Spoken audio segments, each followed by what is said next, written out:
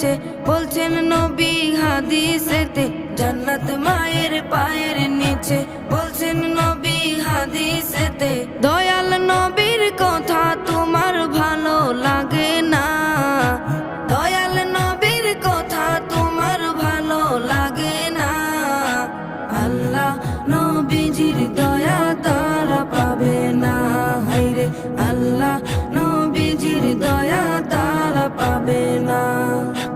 জান্নাতেরই ঠিকানা খুঁজে তুমি পাইলা না, জান্নাতেরই ঠিকানা খুঁজে তুমি পাইলা না।